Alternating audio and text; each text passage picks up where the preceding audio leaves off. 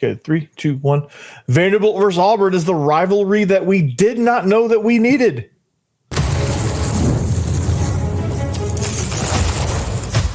You are Locked On Vandy, your daily podcast on the Vanderbilt Commodores, part of the Locked On Podcast Network, your team every day.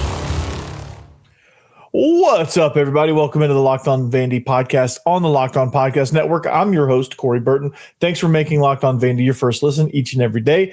We're free and available wherever you get your podcasts and on YouTube as a part of the Locked On Podcast Network, your team every day. Today's episode is brought to you by Game Time. Download the Game Time app, create an account, and use code LOCKEDONCollege for $20 off your first purchase. So on today's episode, we're going to get a peek at who is Utah State. Who are they? What are they all about? They're well coached, I can tell you that much. Vandy opens up as a 21.5 point favorite at home. They've been crushing people lately, so maybe that's a good line. But you know, we have old traditions and then gonna have some new traditions here as the SEC leaks their 3 permanent opponents. They're going to come out with a full 9-game schedule. After we record this episode, so that will be coming soon. But they did announce everyone's 3 permanent opponents for Vanderbilt, and we're going to talk about that because I think Vanderbilt won this whole draw. I think these are 3 really cool opponents. Obviously, you get the annual matchup with Tennessee, but Auburn again is the rivalry that I think we didn't know that we needed, and thanks to Diego Pavia, I think that kind of reinvigorated. I wouldn't really call it a rivalry yet, but it could be something that could turn into that as an annual opponent. Like that could be really fun with Auburn. The Mississippi State as well. That could be a really fun one. Jeff Lebby's doing a great job down there. So we're going to talk about all of that here. But let's jump right into it, right? The 3 permanent opponents, like I said, here you go. I made this really fancy graphic, right? Spent a lot of time on it. Tennessee, Auburn, and Mississippi State. Now, starting with Tennessee, that one we knew wasn't going to go away. That one's always a great in-state rivalry. It's a lot of fun, and when Vanderbilt's good, which there was a stretch over 10 years where they were 5-5 against Tennessee, which I know there's not a lot of success there with this rivalry, but you know, and people like to say that, well, it's not a rivalry if you beat you every year, but let Vanderbilt win that game one year, and it's a rivalry. It's like Georgia Tech. Like that hadn't been much of a rivalry lately, but at some point it will be. And you don't know how much of a rival you are until you actually get in the trenches with those teams. So Tennessee is that. There's going to be, now with Vanderbilt paying attention to NIL, now with that Vanderbilt is starting to have a little success. They're going to start to have a little success on the recruiting trail. So maybe there's going to be some in-state recruiting battles there. They're rivals in other sports, especially baseball, where Vanderbilt's really, really good, and basketball, where Vanderbilt has made some massive improvements. So this goes beyond the other sports, but football in particular, I think this is something you just can't take away, the Tennessee-Vanderbilt rivalry. Tennessee getting Vanderbilt and Alabama and Kentucky, I believe, is their permanent 3. So this will be a fun one. Auburn, I think, is one of those rivalries that I call them rivalries because these are going to be annual games now. So I might as well just start calling them rivalries. There's not really much of a rivalry between Auburn and Vanderbilt. They don't really hate each other yet, except for Auburn fans are probably tired of seeing Diego Pavia because he has kind of wrecked their world the last 2 years. But the last 2 years looking for a third. And Hugh Freeze is definitely sick of him because Hugh Freeze, predating his days at Auburn, has seen enough of Diego Pavia. So I think this will be a fun one.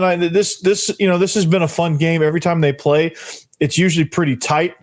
And it's one of those matchups where it's just a fun matchup.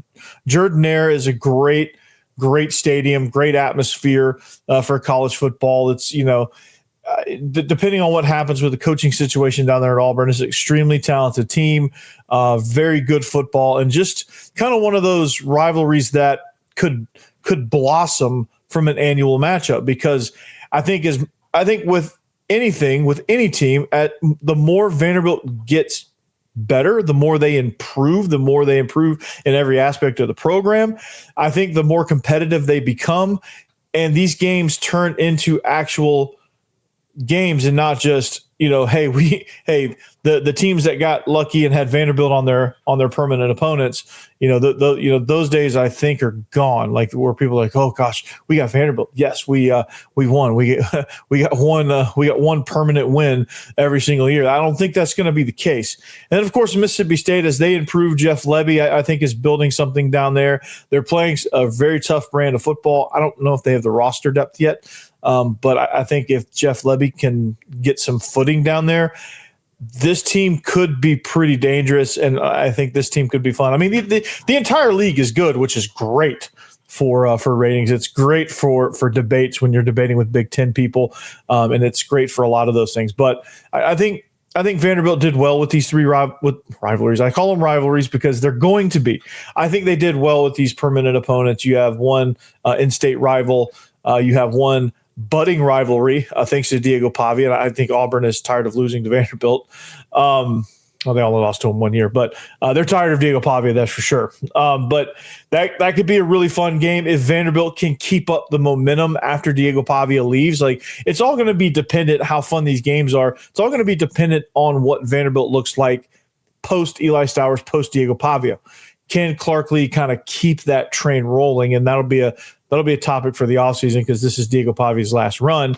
I know there was reports saying that he was going to go for a 7th year, but he came out and refuted that pretty quickly. So it'd be fun if he did. The crash outs around the league would be epic. But again, I think they did well. I think they got a big win with these. I mean, you look at you look at some of the things like, okay, well, you have you have the permanent in-state thing with Tennessee, and this game again has been reignited because Vanderbilt's improving and Tennessee knows it. And I think they're closing the gap now, and there's going to be some memorable games going forward. Tennessee's recent dominance, I think, has kind of shaped how Vanderbilt has responded in their NIL stuff because they want to be more competitive in state, and they realize that. New traditions, like I said, these are great. The new traditions between not only Auburn but Mississippi State as well. These things, I think, recruiting battles for Auburn can, the I-65 corridor, I think can, Vanderbilt has a chance to kind of get down in there a little bit and win some recruits there. And if they can get a rivalry going with Auburn, this could be impactful for recruiting. Clark Lee's philosophy, I think, matches up well with what Auburn wants to do at this moment and with what Jackson Arnold wants to do at this moment. That's obviously going to change because I don't know that, long term, you're going to have a guy like Jackson Arnold at Auburn, and you're definitely not going to have Diego Pavia at quarterback at Vanderbilt. So the style of play could change, but this will be a fun battle. The Mississippi State system, things like that. I think you're looking at, two teams that were at the bottom. Vanderbilt is rising very, very fast. Mississippi State is trying to find that footing so they can rise really, really fast. I think Mississippi State is kind of in that, that mode of where Vanderbilt was at the start of Clark Lee's tenure, where they started horribly, and then they start to gain some footing, and then they'll kind of slowly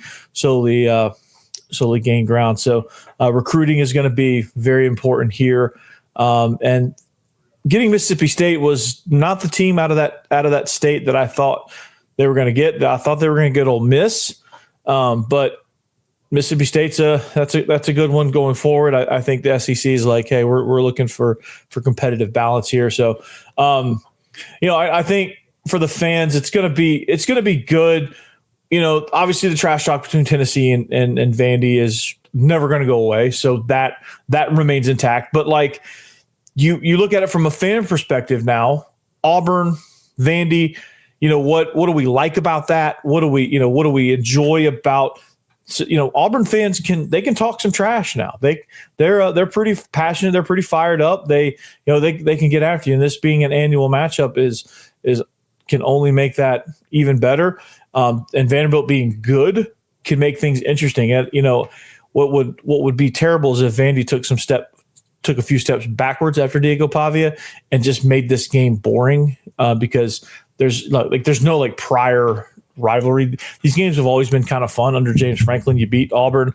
And then, of course, the next time they played them under Derek Mason, they were tight, but, not quite. They couldn't quite get over the hump. And then you play them, I think, again with Clark Lee, and it's a similar result where you play them tough, but you just can't quite get over the hump. Like, I feel like every time they play Auburn, it's one of those tough, drawn-out battles that Auburn ends up surviving and sometimes pulling away at the end, but this, sometimes the score is not indicative of that. So I think, again, it's just the matchup history with this. I think the passion of the fans of Auburn, I think makes this an interesting rivalry. So this is a rivalry, a budding rivalry that we didn't know we needed, right? And I think the key components of that is Vanderbilt being good to make that rivalry a rivalry. Otherwise, it's just going to be another game on the schedule, which I think for TV purposes, for recruiting purposes, for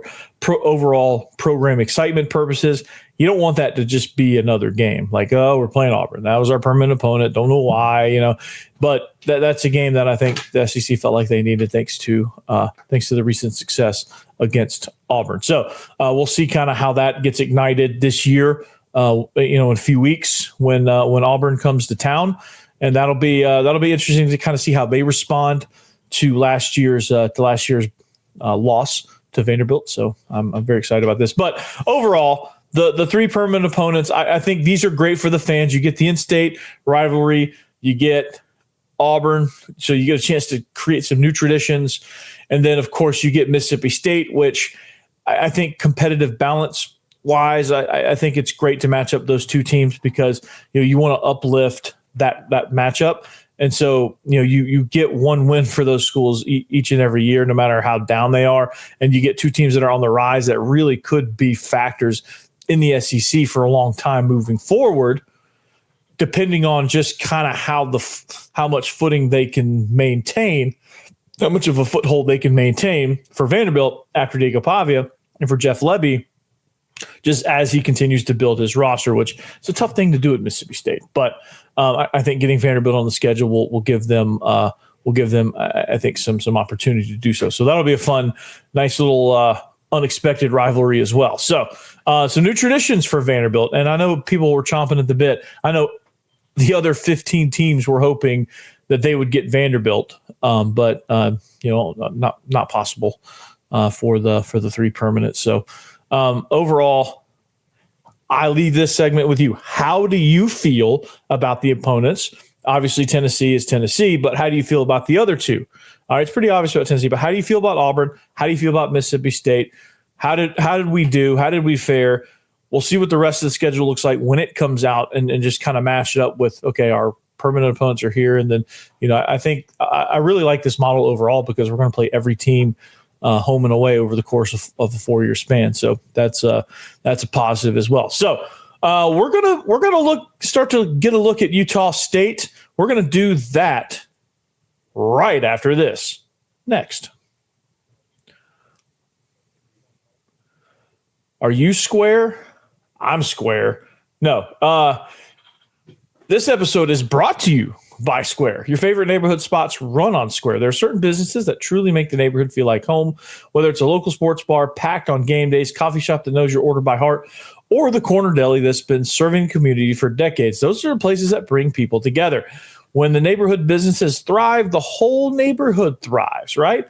And when you look at Nashville is one of those spots where there's just a lot of local places that just thrive. And one of my favorite places is Mas Tacos Por Favor. I mean, they run on Square, and it's man, like you go there, like on Fridays, they have those fish tacos. Like you just go up there and boop, and that's made their business absolutely insane. And it's a very homey feeling. It's a very authentic feeling when it comes to tacos. And again, it is absolutely one of my favorite spots. I go there whenever I get a chance. I don't get too many chances due to my schedule during the school year and my proximity to Mas Taco. But any chance I get, I'm there ordering 3 fish tacos, some elote, and drinking a nice tall cold orange or Mandarin orange Jarritos. So it feels like home. The staff is very friendly. They're quick with their service. They're great with recommendations. It's just such an efficient process. Everything about it is an absolute home run. So Square is a proud partner of more than 4 million neighborhood businesses around the world. You can go to square.com/go/lockedoncollege to learn more. But before you do, go support your favorite neighborhood spot like Mas Tacos, and you'll be happy that you did. Square, see you in the neighborhood. All right, game time. College football is back. I couldn't be more excited. The tailgates, the rivalries we didn't know that we needed, like Auburn. The energy in the stands, there's nothing like it. But let's be real. Actually getting tickets feels more like a battle than the game itself. Endless queues, hidden fees, prices jumping at checkout, all those things make it difficult. That's why I use Game Time, the app that gives the advantage back to the fans. It's the easiest way to score last-minute tickets at the best prices with no surprise fees. What you see is what you pay. I pulled up Game Time, and in just a couple of taps, I saw amazing deals, man. I'm talking about your favorite college football games as low as $25. Woo! And what do I love about it, man? The app is super simple. You get your exact view from your seat before you buy. The zone deals are incredible. You pick the section, Game Time picks the seats. You save big, and it's just faster, cheaper, and less stressful than any other way that I've bought tickets in any other venue. So take the guesswork out of buying college football tickets with Game Time. Download the Game Time app, create an account, and use code LOCKEDONCollege for $20 off your first purchase. Terms apply. Again, that's promo code LOCKEDONCOLLEGE for $20 off. Swipe, tap, ticket, go. Download Game Time today.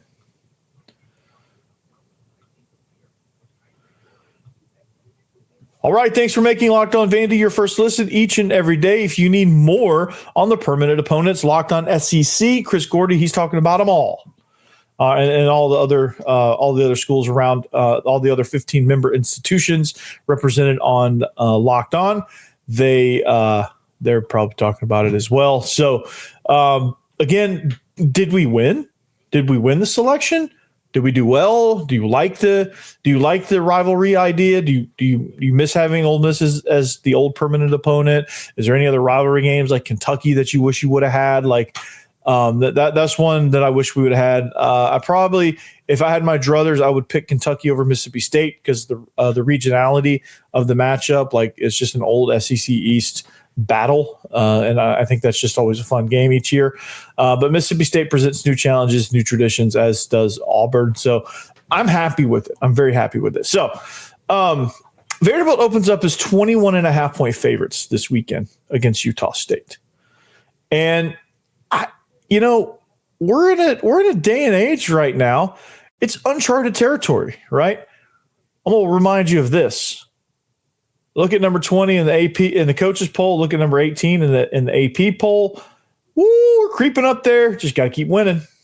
Vanderbilt's, in the 20s or more favorites in now 3 of their 5 games that they will have played. They were underdogs against South Carolina, and they were, I think they were. I can't remember what they were against Virginia Tech. I think they were underdogs there too, not by much. But open up as 21.5-point favorites against Utah State. So we answer the question, who is Utah State? What do they bring to the table? Why should Vanderbilt be concerned with Utah State? Because it's Utah State. This is the first time they've ever played program history. So here's where we're at.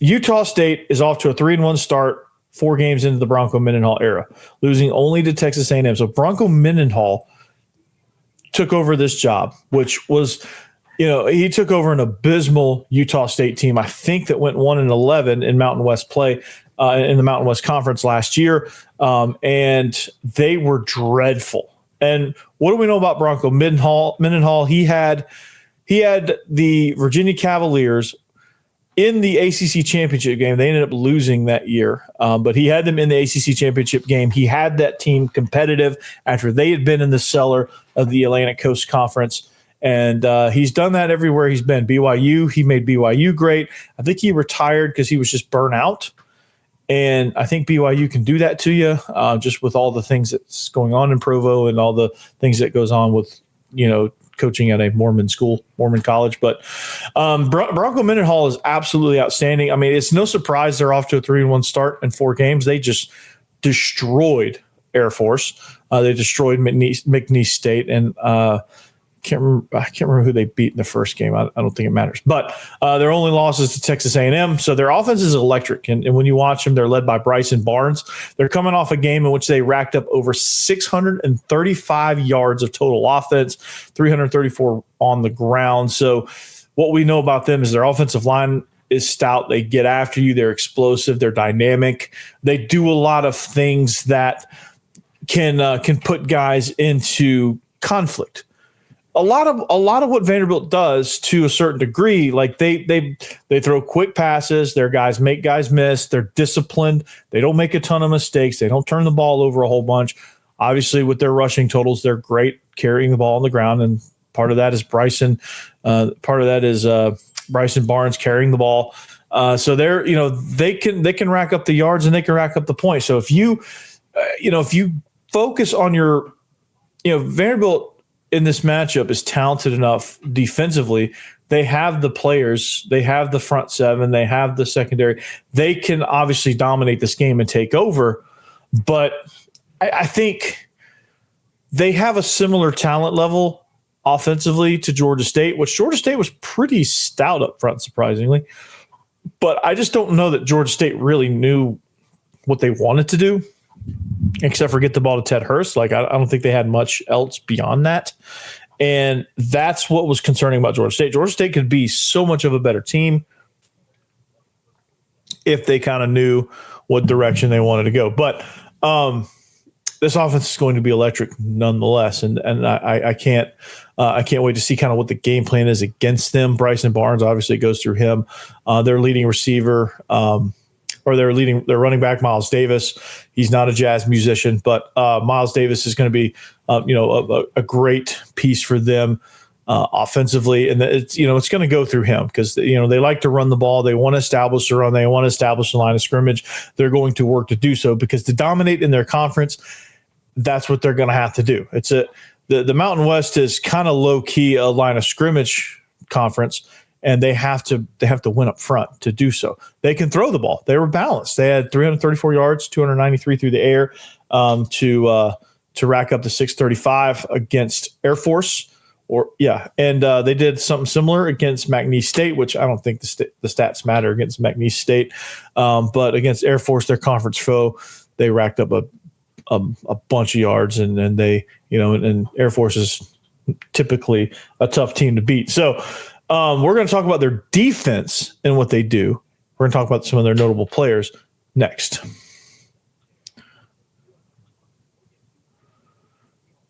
But first, it's time to talk about Mazda. Mazda crafts cars for those who do more than simply move. Mazda delivers confidence with every ride with more IIHS Top Safety Pick awards than anyone else. From footwork to breathwork, athletes sweat all the detail. Mazda brings the same intention on how we craft every model. You can feel the Japanese craftsmanship in every detail, from the metallic accents to the available Nappa leather upholstery. You can make everyday drives feel like anything but, from smooth handling to intuitive controls. With all-wheel drive standard in every crossover SUV, you can drive with confidence throughout almost any season. So like our players, we sweat every detail because when you make every move count, impossible becomes irrelevant. I'm going to use that quote. Impossible becomes irrelevant. Mazda, move and be moved.